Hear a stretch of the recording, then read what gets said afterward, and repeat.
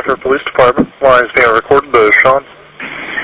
Hey, we've had some break-ins in my neighborhood, and there's a real suspicious guy. It's Retrieve View Circle. The best address I can give you is 111 Retrieve View Circle. This guy looks like he's up to no good, or he's on drugs or something. It's raining, and he's just walking around looking about. Okay, and this guy, is he white, black, or Hispanic? He looks black. Did you see what he was wearing? Yeah, a dark hoodie, like a gray hoodie, and either jeans or sweatpants and white tennis shoes. He's here in the room. He was just staring. Oh, he's just walking around the area? At all the houses. Okay. And now he's just staring at me. Okay, and so it's 1111 Retrieve You or 111? That's the clubhouse. That's the clubhouse. Do you know what he's near the clubhouse right now? Yeah, now he's coming towards me. Okay. He's got his hand in his waistband. Yeah, he's a black male. Okay. How old would you say he was? He's got a button on his shirt. Late teens. Late teens, okay. Something's wrong with him. Yeah. He's coming to check me out. He's got something in his hands. I don't know what his deal is. Okay, just let me know if he does anything, okay? Over here. Yeah, we got him on the way. Just let me know if this guy does anything else. Okay. These assholes, they always get away. Shit, he's running. He's running? Which way is he running? Down towards the entrance of the neighborhood. Okay. Which entrance is that he's heading towards? The back entrance. Are you following him? Yeah. Okay, we don't need you to do that. Okay. There are major developments tonight in the case of a neighborhood watch captain. Breaking news in the Trayvon Martin case. While a newly released report is casting Martin as the aggressor in the case. In Florida, who shot and killed an unarmed 17-year-old. After 45 days of inflamed argument and rising tensions in America, the prosecutor has announced that George Zimmerman will be charged with second-degree murder. And the George Zimmerman trial came back with its verdict.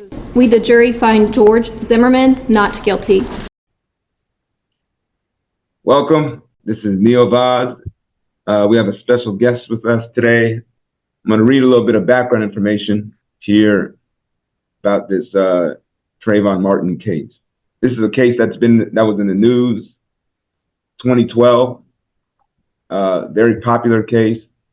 This special guest that we have here is very important and very connected to this case.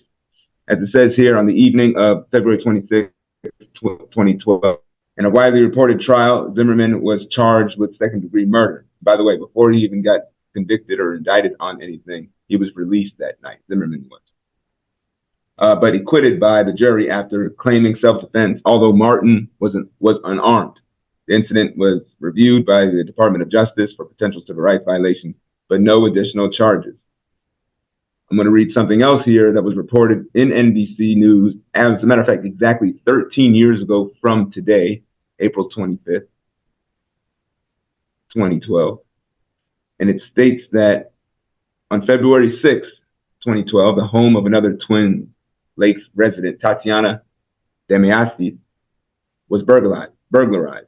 Two roofers working directly across the street said they saw two African-American men lingering in the yard at the time of the break-in.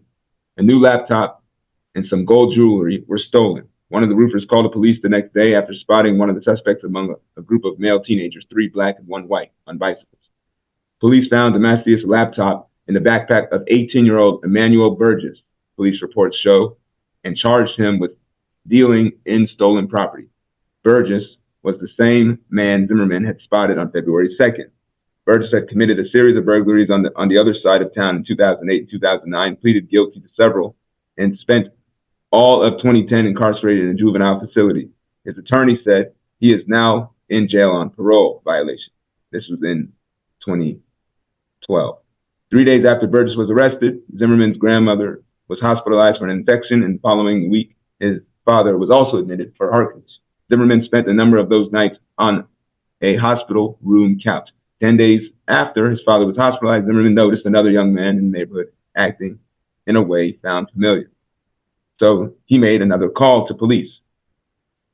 We've had some break-ins in my neighborhood, and there's a real suspicious guy, Zimmerman said, as Trayvon Martin returned home from the store. The last time Zimmerman called the police to report Burgess, he followed protocol and waited for the police to arrive.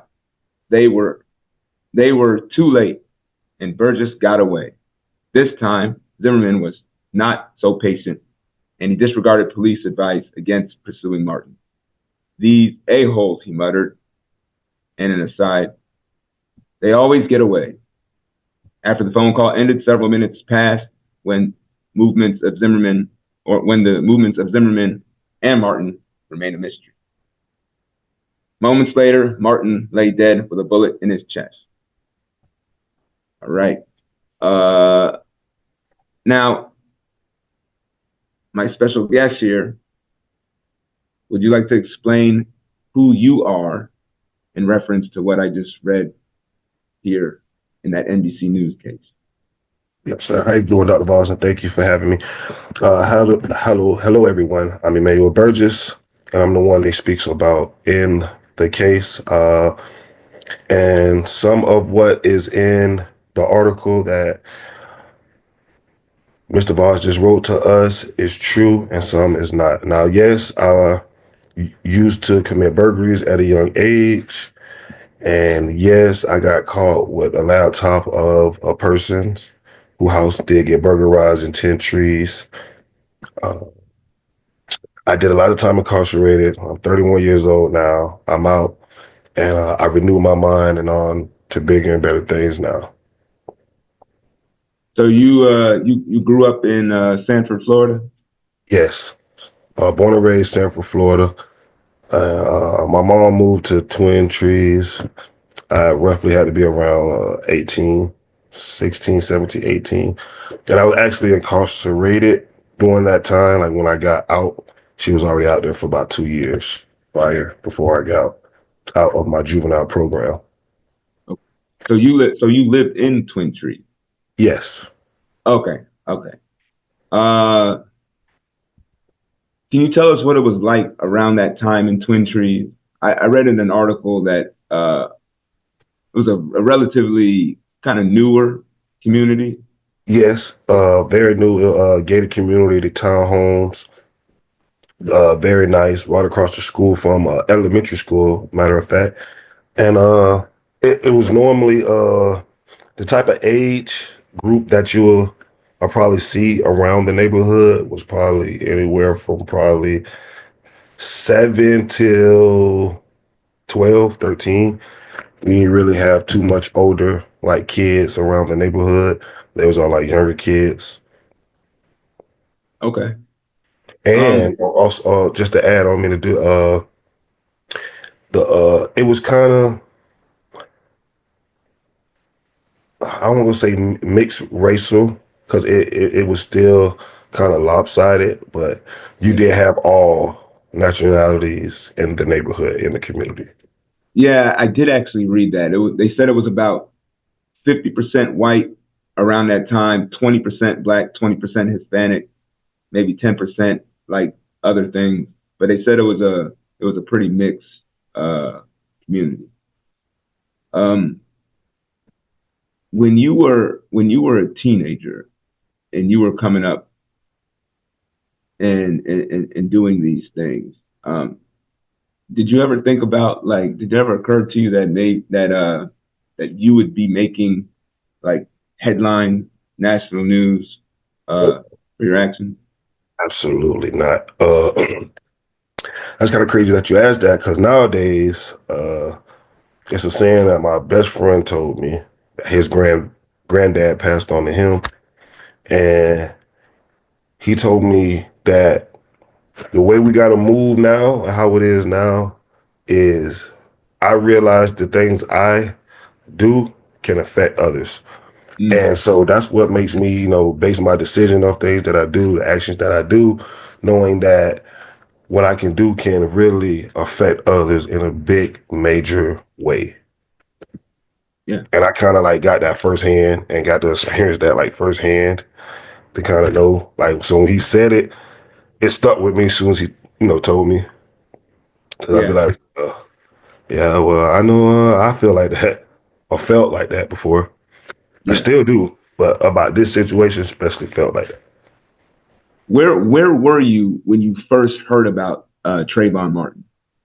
I was incarcerated in Johnny Pope facility. That's the county jail in Seminole County. I was actually just violated my probation, and if I'm not mistaken, it's the incident of the time with that laptop. I was in. That's what made me violate, and I was in the county jail of that time. Yeah. And what were you thinking when you first heard about Trayvon Martin? Oh, honestly, I was kind of oblivious to it. Like I didn't know. I remember seeing my mother. I was in there approximately around this time, like 3 weeks. No longer than 3 weeks. I got locked up. I got arrested and incarcerated. I would say February 5th, 2012, and so I was only there for like 3 weeks.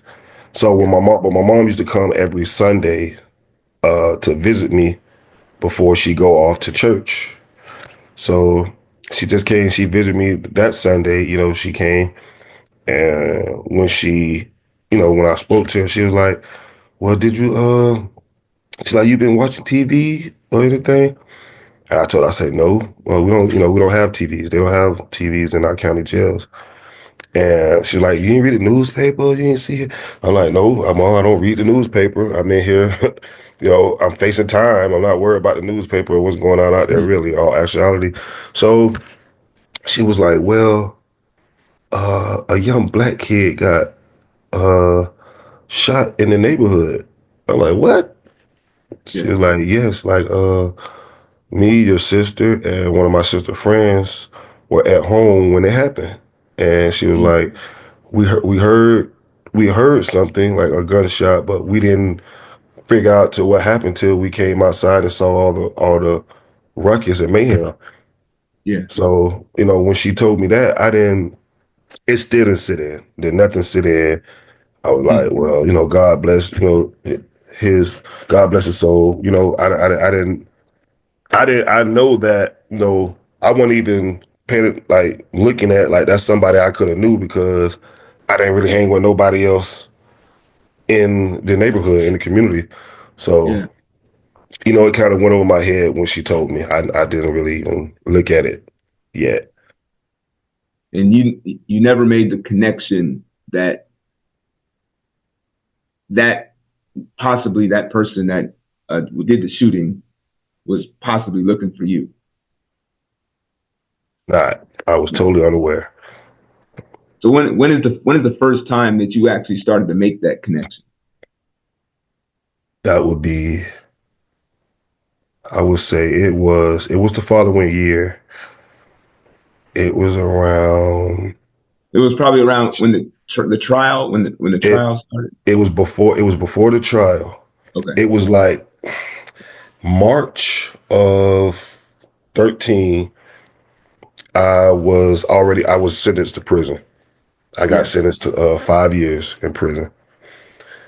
While I was in prison, I ended up getting transferred back to Orlando. I was up north for the North Florida. They brought me back to Orlando. So then I was like thinking like, they might be, why they bringing me closer to home? Like I'm trying to see, like I don't know if I had to go back to court or whatever. But the instance it was, so that little thought tried to come like, why I'm getting closer to home, but yeah, I kind of like dismissed it. So while I was there, I got a letter from an author. Her name was Michelle Eaton. I've been trying to search her, look for her for the longest. She was from Delaware, but she wrote me a letter and told me that she was infatuated with the George Zimmerman trial, and my name kept coming up. So she looked me up, tried to find out why they kept bringing up my name. She saw I was in prison, and she wrote me. So she told me that, yeah, she wanted to, ask me some questions. She wanted to write a book about this and stuff like that. So I started, talking to her. She was actually the one who sent me the article that you just read. So while I was in there, I didn't know nothing about the article until this woman had sent it to me. So, when I got the article, all this stuff was new to me. So when I read it, I'm like, whoa, Yeah. this is kind of heavy. Like, this is hectic. This is heavy. So, she wrote me like 2 times. Like the second letter, I told my mom. When I told my mother, she was like, "Oh, don't show nobody the letter. Don't write her back." But I had already wrote her back by then anyway, to be honest. But she was like, "Don't write her back. The trial's coming up. He ain't been a trial yet. This can be somebody working with Zimmerman and just trying to talk to you and get something out of you. So Good point. don't write them back about anything that you know. Don't speak to them." So I was like, okay, so I kind of like lost contact to her, but she was the one who, picked me up on game. Like I started realizing and started piecing things together. Wow. Fascinating. So you've been trying to look her up recently? Yes, I did. I've been trying to because she told me she was with her friend. She was going to do co-author with a friend. Her name is Tanya Pickens, and I guess she's an actor. She's a well-known actor, like part of Law and Order. But so I've been trying to even contact her because she said that was her friend, and that's who she was going to do it with. But to no avail, I never got back in contact with her.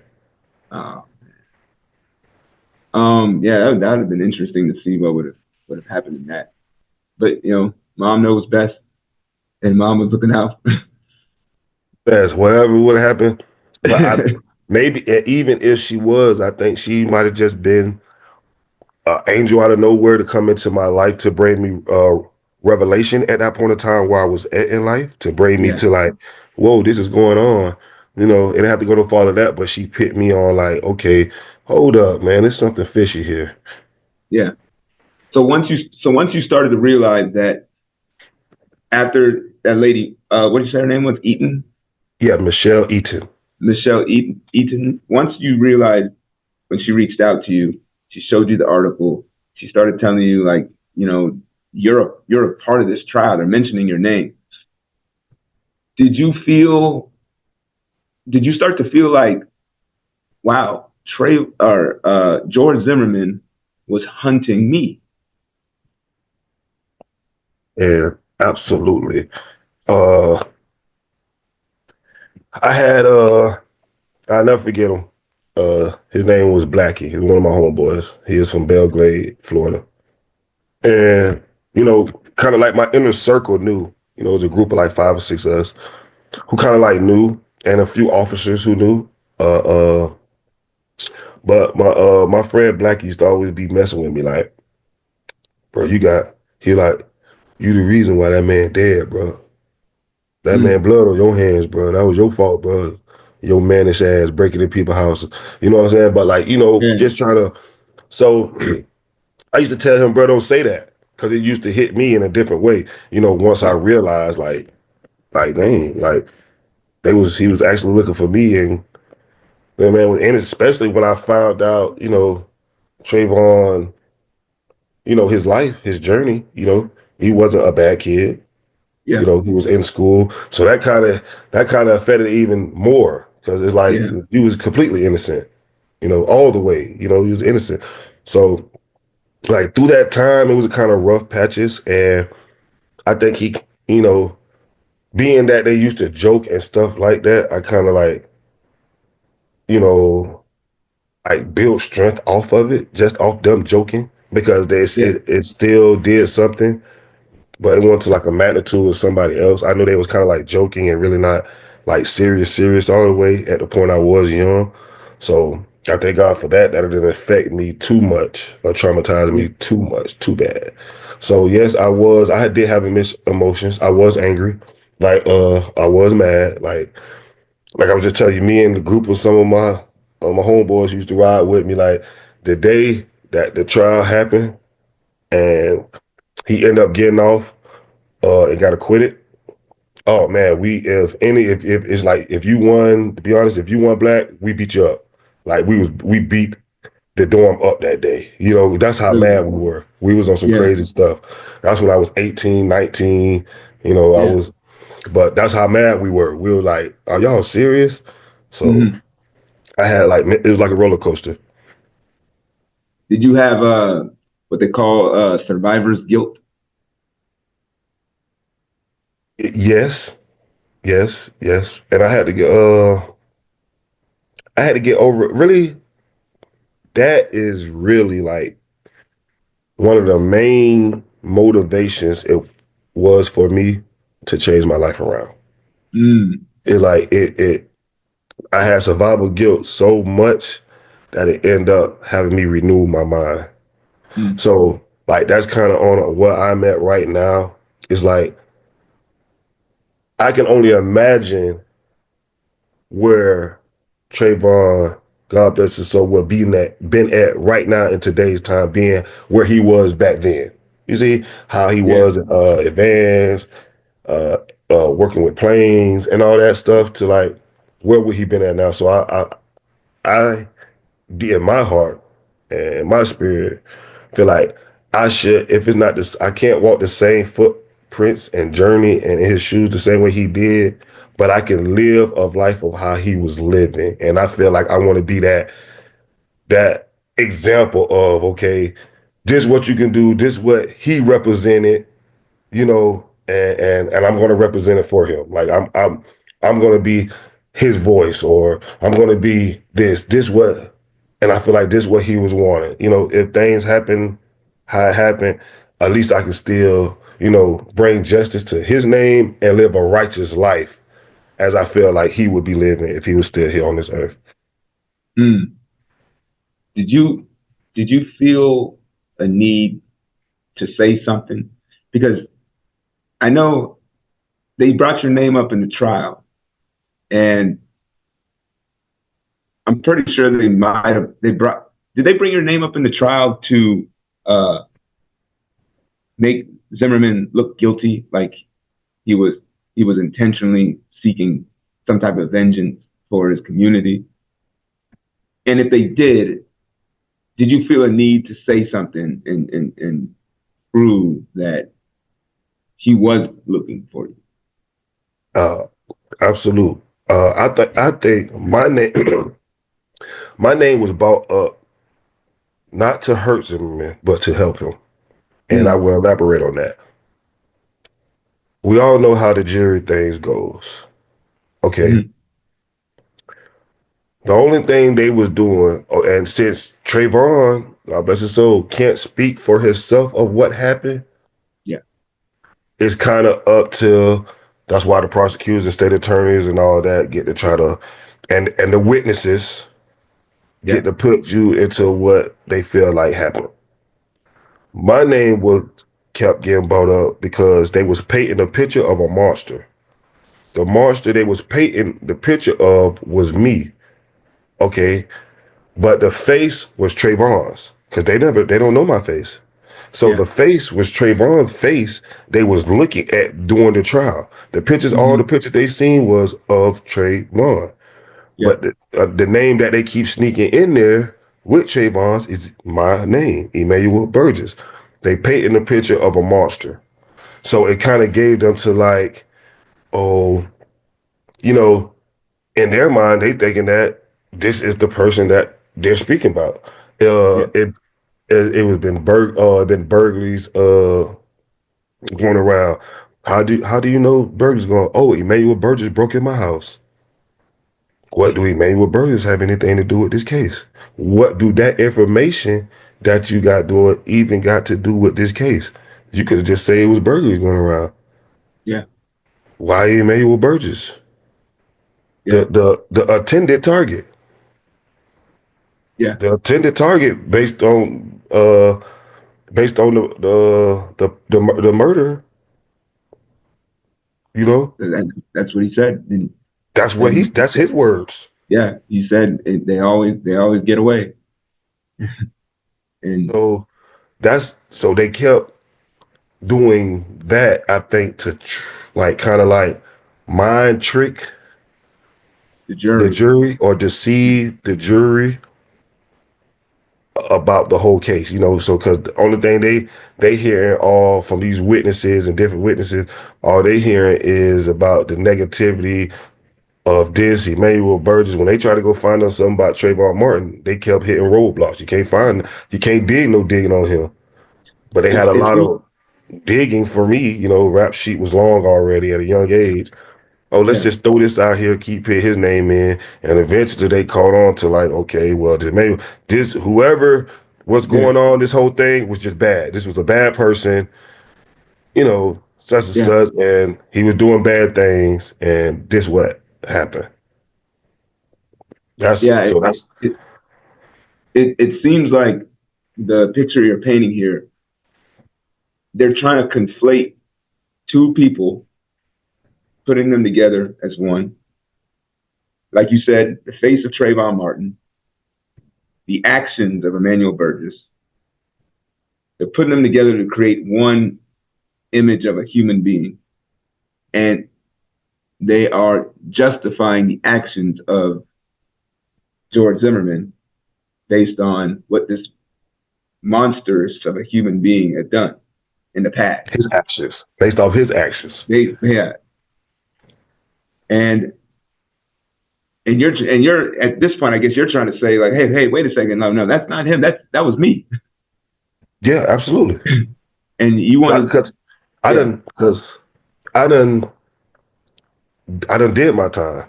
Like yeah, I did my time. I'm done. And I also it's not just that I want to be like, oh, it's me. Another reason is like it's me because I was a target. Like okay, even though like he basically said that he was hunting for me. yeah, That's not cool. Who like it don't matter what I did or and now I feel like my voice I let my voice be heard even more now because I did my times. I did my time, I paid my dues, and but that's still a problem. I'm not just gonna leave that alone what y'all just tried to do. Y'all just tried to, slaughter me, basically. And yeah, y'all think I'm just gonna let it go and be cool and not say nothing about it when I see the signs and put the pieces together that, you know what? I don't feel like I don't think like this actually happened. I know that this actually happened in this way, yeah, you know? So that's what I want to do. I want to let's just go back and let's overturn all the stones. Okay. mm, Everybody might not get it, but the people who had questions and was thinking, well, how this, and you missing a lot of this and that, I can plug where they missing, I can plug those spots in. It's yeah. like I can pick the missing links in place. Mm. Did you ever have any contact with George Zimmerman? Like, have you ever seen him or spoken to him, or has he spoken to you? Well, if I see that man in the lineup right now, I come pick him out. Mm. If I see him in the lineup today, I wouldn't be able to pick that guy out. Never seen him before, a person in my life. Never spoke to him. Like, and Yeah, that was the thing that was like puzzling to me. Like, who is this guy? yeah. Who is this guy Would he be able to point you out in the lineup? that I cannot tell you? Mm. That I cannot tell. Well, to be honest with you, I don't know about now. And you know what? It probably still would be there to this now. No, he can't pick me out in the lineup because look what he did to Trayvon. If he could pick me out of the lineup, he would have knew Trayvon definitely was not me. Yeah, You know, good point. so no, he can't. Because he's claiming he was looking for Emmanuel Burgess, but got Trayvon Martin. God bless his soul. So he can't pick me out of the lineup. We see that. Yeah. You know. Wow. So you've led a very interesting, I think, movie worth, book worth life. You've been connected to such a big trial that was all over international news, 2012, 2013, and even still talked about to this day. What's next for you? Like, are you like? Because I know, like, not only because you've already said it already. The survivor's guilt has gotten you to turn your life around. The thing that you realize that should have been you that day.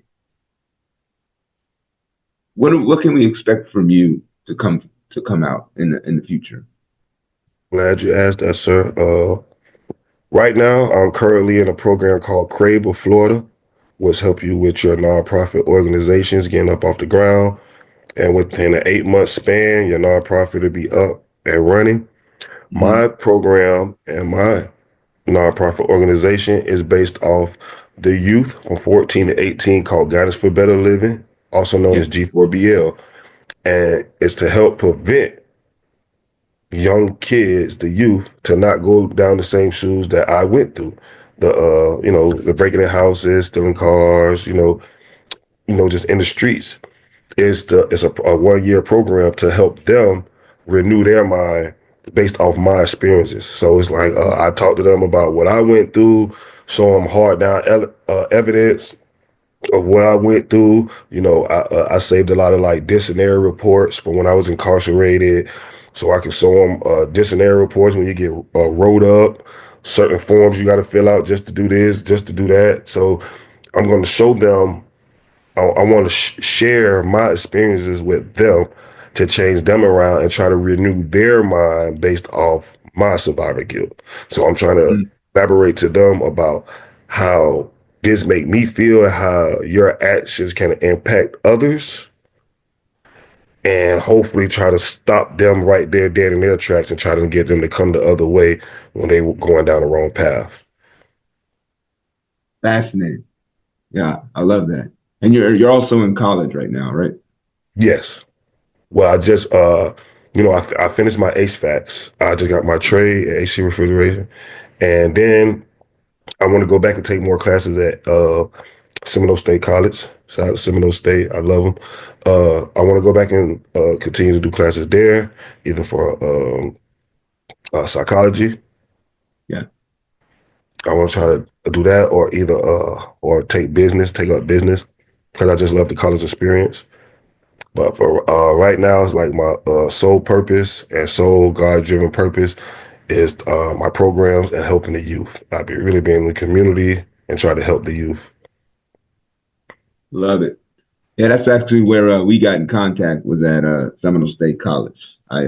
When the whole Trayvon Martin case was going on, I was a graduate student in Washington, D.C. at Howard University. So I'm from here originally, Castleberry, but then I moved up to D.C. for like 7 years. So when all that was going on, so I moved back down here, started teaching at Seminole State, because that's where I used to go as a student. And then ran into Emmanuel at that was at the Black History thing in last year, I think it was. Absolutely. Yeah, Black History. The one me and Diel, your student Diel put together. Yeah. You and Diel put together a Black History event, beautifully done. I spoke at it. You spoke at it. I heard your story there, part of it, but it was just like it was one of those things, like a teaser. Like, yeah, it was a teaser. I was like, wait. I was like, hold on a second. I need to know more about this. It got to be more. It is more. Yeah. And then you befriended me on, I think, Facebook, and then we started communicating back and forth. I saw some of your posts, and I was like, wait a second. And I started looking into it. I was like, man, this is a fascinating story. So yeah, hats out to you, man. You to turn your life around after living a life of burglary, of robbing people and doing all that kind of stuff, to turn it around and get you'll go to college get your certificate, HVAC, do all that type of stuff, starting these organizations and nonprofit organizations and looking out for the youth. I think that's, I don't think that you should have that survivor's guilt at this point, because I think everything happens for a reason, you know? And I think that at the end of the day, had you have squandered everything away after the Trayvon Martin incident, then that all this would have been in vain. But I think that you're doing what you should be doing out of all this. If there's any silver lining out of this whole thing, you're doing the right thing. Thank you. Thank you for that. That is a receipt.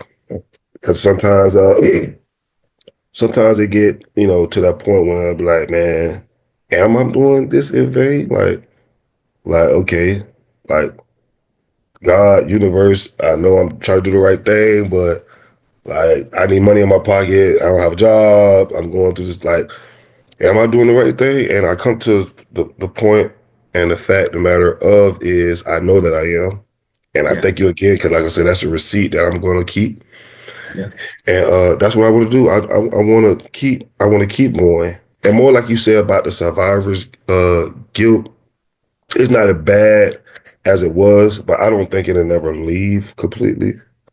Like, because that was a big pivotal moment in my life. So, but like, that's what's motivating you. Yes. So maybe you need a little bit of it, you know, to keep going. Yeah, got to keep going. And it's like, it was kind of hard with me with this kind of topic because everybody think I'm like trying to get clout off, you know, how people there just skim it and don't really pay attention and really let it seem like I'm just trying to get clout off Trayvon Martin, which is, you know, which kind of like, you know, might make me feel some type of way in another way, because if you would just pay attention to what I'm telling you, like, I didn't ask for this. I didn't write that article. I didn't ask for this. But since they the one did it, I got to dig in and finding out what it was. And now I got to say my piece to it, because I see a lot of stuff that's misleading people. Yeah. So it's like, that's what like reason I got to get it out here. As long as I feel like the truth is all the way out, even because it's like, if people don't understand it, and I think that's what kind of happened with the case. A lot of people didn't understand it and left out a lot of missing things. When people read, they don't understand it. You know, they either get confused or frustrated and don't want nothing to deal with it. And I think that's kind of what happened to the case. They didn't put everything in it. People looked at it, got confused, left it alone. We don't understand it. It is, but we're going to let it go. Touche. You know, and just let it go. But you have people out here who's going to do digging. And, you know, I'm definitely going to be digging because it has something to y'all inputted me in here. Yeah. Yeah. There's a, you know, it's something that we all know and understand, but it's not always talked about. But you know, it's the racial profiling. One black person commits a crime, and then now you're on the lookout for all black people. And I think that the reason why I wanted to be able to do this, because my YouTube channel is kind of dedicated to like culture and history, and mostly of people of African descent, black people in America and black people throughout the world.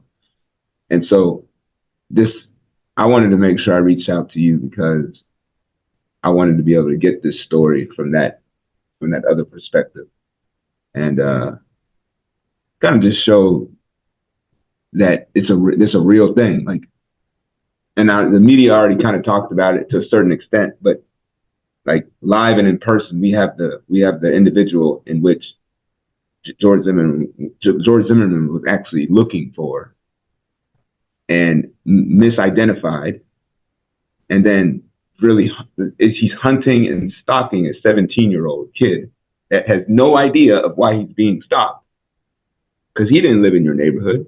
He lived in Miami, right? He was just visiting family.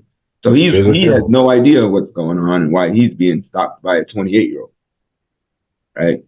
At the time, George Zimmerman's my age, born the same year I was. So I was 28 at the time. And just to think like running around chasing a teenager around, like that's not something I would be doing as a 28-year-old. But he was doing it, and he was doing it in the name of defending the community. And so That's the picture they painted. He's defending the community. But at the end of the day, I mean, the burden of proof should have been on him. You can't just go in there and just say, well, I thought this person was a threat, so therefore I'm going to kill him. Or therefore I'm going to stalk him and make him feel threatened to the point where now because like this is a possible story. George Zimmerman hunts Trayvon Martin. Trayvon Martin's, why is this grown man hunting me? Now he's scared, fight or flight. He decides to fight. George Zimmerman's getting his butt kicked, and then he decides to shoot him. But who's the one who initiated that whole confrontation in the first place against the advice of the police? George Zimmerman. Zimmerman. So, the time that he claimed that you got away, he didn't pursue you that time. This time he pursues, and then Trayvon Martin ends up dead. So I feel like it's important that your story is told, because it's actually showing that racial profiling leads to this kind of thing, and then the state just allowed it to happen. And they released George Zimmerman. They didn't cuff him at the time, and they didn't try him at the time. Oh yeah, he showed up to the station hours later. Yeah. Okay, just like this, I'm gonna give you some more insight, right? Just the things to put out here for the viewers to to see if they open their eyes or if they have any more questions for you and me. When they see. I'm glad you brought that up. That's a pivotal moment. After the incident, Zimmerman did leave and then show up to the station later. Okay, that's what made me start thinking that I knew something was fishy. That was one of the first things. I never seen, until then, anybody who murders someone leave the scene of the incident. Me, personally, I haven't never seen that. Even in movies, So that was the first thing that made me look like, well, that's kind of fishy. Why didn't they arrest him then? How can he just drive himself to the police station? Where they do that at? Yeah. Another thing, my theory, I feel like George Zimmerman was working with Sanford PD. Now, I don't know what they had going on personally, but the only way George Zimmerman knew, because I've read an article too, say that he knew why I stayed. So it's kind of like he was already knew where I stayed at. So the only way for him to know who I was and where I stayed was for the Sanford Police Department to tell him who I was. He doesn't know me. The only person who knows me, Sanford PD, know me good. So I figured when I came home from that level 10, they had already, maybe it might have been after I hit a burglary. He might have contacted them and I bet they put a bug in his ear.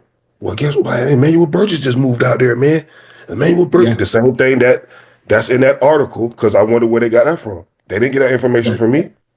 Who they got that information from, that I committed burglaries on the other side of town, and now my lawyer say this. So somebody was talking to somebody. Yeah. So that's number two. They was working with Sanford PD. This is where they failed at.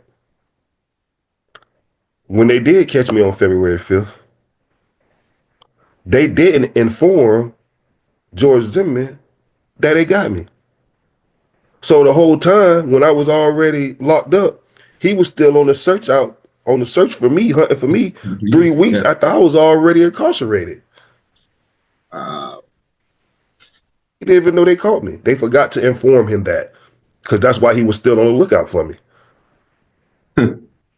Wow. So that was a big thing where they messed up kind of in trying to cover the case up. Yeah. Another thing a lot of people don't know, I'm going to tell you. I was facing 12 years for a violation. That was, let me see, I said I had 5 years. So that's after my level 10. So this was when I got with the whole laptop situation. After Trayvon got unalive. A month, 2 months later, I got called. I got called over the intercom to Sallyport. Now Sallyport in the county jail, Seminole County, Johnny Pope. The only way you go to Sallyport is if you get released or you catch it in charge. I knew I wasn't getting released. So they called me up there. I got up there, they took my picture, they booked me again for a burglary charge. Me, where is this coming from? Where is this burglary charge coming from? End up going to court for it. Had a paid lawyer, Timothy McLean. He swapped me out too. I don't know what he had deals going on with them, but he gave me up. So when I got to court, they continued my court date, gave me another court date. My parents weren't there. I asked I was 18, but my mom come to every court date. So I asked my lawyer, like, where's my mom with my parents? You know, I didn't find out till after the court date. They didn't even know or got informed that I had a court date. In the court date, my lawyer came to me.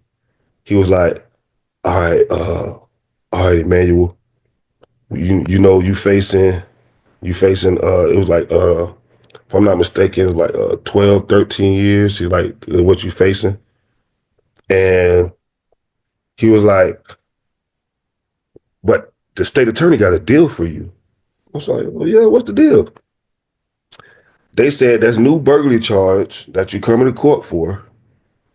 If you plead guilty to it, they'll give you 5 years.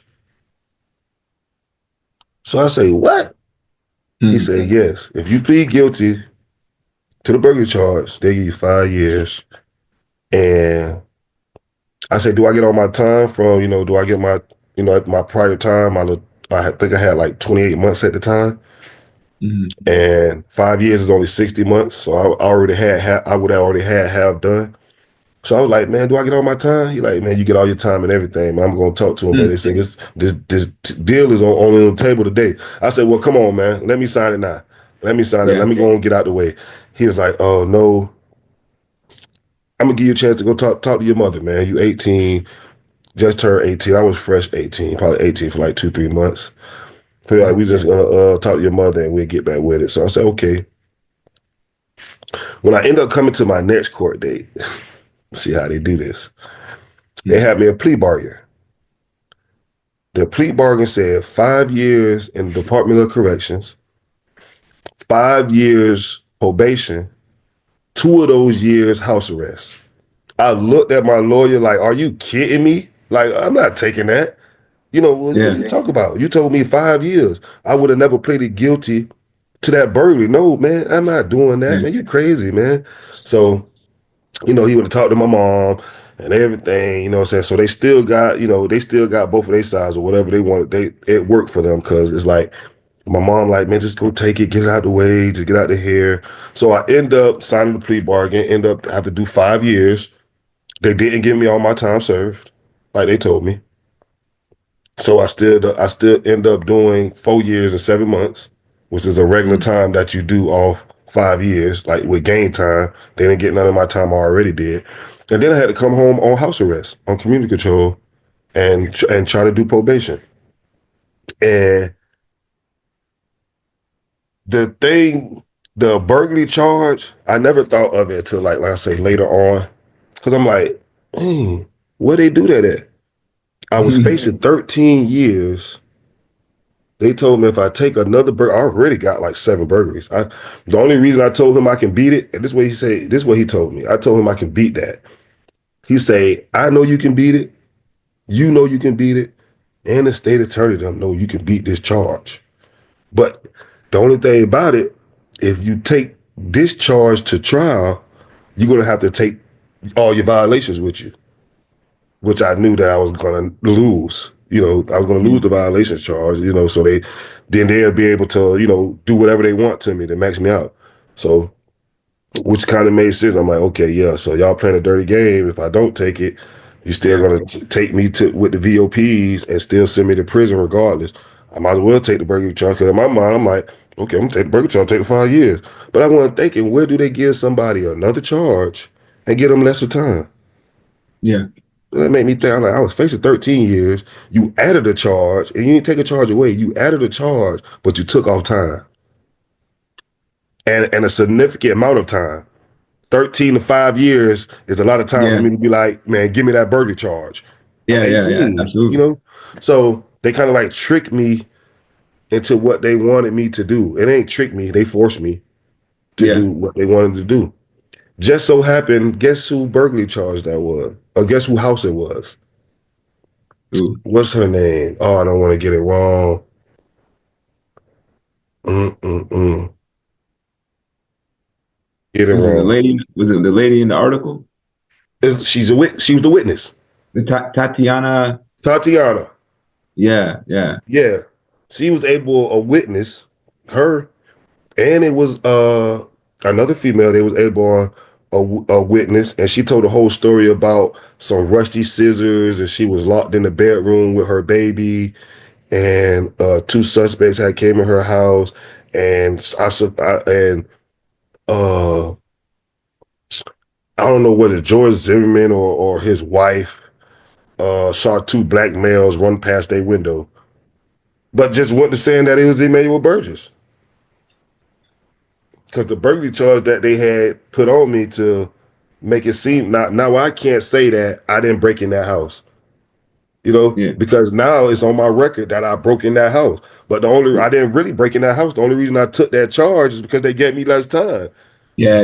So now that violation is with you, and you can't. I can't It's say that I on didn't break in record that now. house. Yeah, On my record, it states that I broke in that lady house, but I never did. I never did.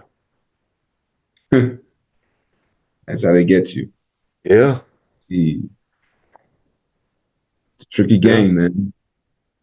Hey, that. Before I knew, that's why they call it the system. Yeah, You gotta learn. If you get in the system, you gotta know the rules to it. And I just thank God I made it out the system. I found the yeah. rules. I found the rules to the game, played the game right, and say I'm done with the game.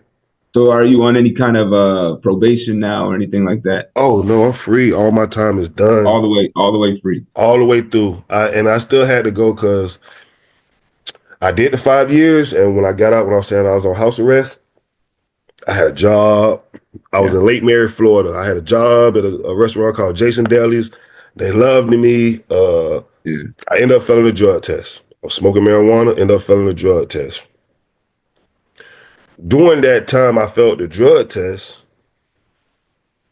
my probation officer, I failed, but he let me leave and said he was going to send it to the lab.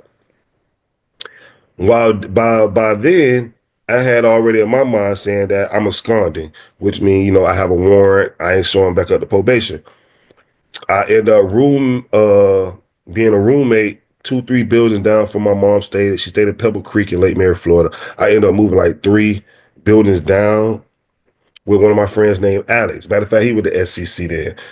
And I ended up staying there with him. One day, my brother-in-law called me, my sister's husband. He was like, "Hey, G, he like, you good and all?" I'm like, "Yeah." He like, "Where you at?" I'm like, "I'm down here at the house, like 2-3 buildings over." He like, "Bro, it's like 3 police officers just came here, bro." And he said, "I knew you weren't here." And it was a 1-bedroom apartment. So he like, "I knew you weren't here, so I just let him in and let them look around real quick. It ain't really too much for them to look at. They're gonna come in, look, they should be gone when they gonna see you here. So I'm just telling you that. So I'm like, okay. I called my probation officer, Mr. Frazier. I never forget him. Cause me and him, like, I used to call him. Like, we used to keep. So I'm like, "Mr. Frazier," I'm like, I'm just calling you, man. You ain't never sent in what's up with the results on the drug test, man." He was like, "Oh, man." He like, "I ain't even send your drug test in, man." He like, "You just remind me, man." I say, "What?" He say, "Man, I ain't even send your drug test in." He said, "I think you remind me." He said, "You know what? Scratch that. Don't even worry about it. I'll see you next time you come in." Me, I didn't know what to do. I still did end up showing because the police had came to my house, so I never went to the next, Yeah, probation meeting. But he told me that he ain't turn it in then. So that's why I told my mother, I'm like, "Okay, Mom, I just talked to my probation officer and he told me he didn't even send in the drug test. Why are the police coming to the house looking for me 3 deep?" Like, yeah, if I don't have a warrant and he didn't issue the warrant, And if I was at that house, what them police would have took me at? Yeah. Like, what did they have to do coming to my house if I don't have any warrants? My probation officer just told me that. So why are they coming to my house? It scared me. I moved to Atlanta, Georgia. I was in Atlanta, Georgia 3 months. If that, I think I went like October of 2016 and got arrested like December of 2016. I got pulled over there and they extradited me back down to Florida. When I got down here, I was facing 11 and a half years for a failed drug test. So I'm like, why are they trying to do me like this? Like, I had two of my managers come to my court dates to speak on my behalf, saying that I had a job and everything, and if I got released today, and I had a job right now, if I got released, they changed my judge. They changed my judge. To be honest with you, if I go back a little bit, they changed my judge twice. And my judge, since a juvenile to almost growing up, was Miss Deborah Nelson. Now, I don't know if you ever heard of her name because she was George Zimmerman's judge before they switched him and gave him a new judge. My theory on it is the only reason I felt like they switched judges because Deborah Nelson knew exactly who I was. If they when they would have been screaming Emmanuel Burgess, Miss Deborah Nelson would have been like, "Well, I know who that is." Yeah. Because she sentenced me, like she kind of saved me back in 2010. 2009. They tried to send me to prison at 15 years old. She says, no way I'm sending this young man to prison. He's 15 years old, and she sent me to a level 10 program. That's how I ended up going to my program. But she been my judge ever since a juvenile to. So that's my theory on why they got rid of Deborah Nelson. Yeah. They got her off the case. Most people don't even know that was his judge at first, Miss Deborah Nelson. They got rid of her because they knew what they tried to do and paint this picture wouldn't work for her. Because the first thing she would she's a Caucasian woman. Okay. But guess what she would have said? Y'all talk about Emmanuel Burgess, break him back. Well, I know where he's at. He's in prison. Break him back. He needs to be here since y'all bringing up his name. Which, like I said, I don't see why the lawyer on Mr. Bringham's side wouldn't say that anyway. Like, why did he say that, Mr. Benjamin Crump? Or whoever, why would he be like, well, they breaking up this Emmanuel Burgess guy. Who is he? Yeah. Like, who is he? Even if I was the parent, who is he? No, and not saying nothing to the parents and none, you know what I'm saying, negative about them. But if I'm just saying, if I was in that position, I want to be trying to find out who was this other person y'all name breaking up and what he got to do with a case of the of the trial of my son murderer. You know, that just would have been questions for me to ask. So, like, a lot of people don't know that. A lot of people don't, know those things. But them the things that I pieced in and know because, like, only really me, I can know, Because, like, so when I did end up failing the drug test and stuff like that, they gave me 11 and a half years. I actually got 11 and a half years. So they gave me the 11 and a half years, but they gave me the time served for the 5 years I just did just prior. So I had to go back and do 6 years, off of failed drug test. And then you got out from the 6 years, what, 2022? 2022. 2022? Man.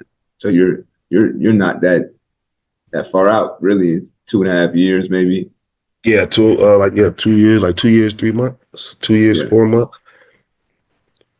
Wow, you're making a lot of changes and a lot of progress. That's good, man. Real good. I'm trying. Yeah. I'm trying. How does your mom feel about everything right now? My mom? Yeah.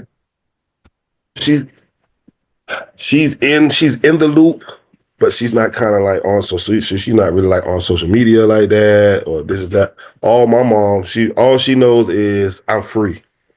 Yeah. She know like you ain't doing nothing to get you back locked up. She's happy. Yeah. You like I'm washing my hand. As long as you don't do anything that will get you in trouble, she's proud. I can sit at home, play video games, and eat potato chips and ice cream all day.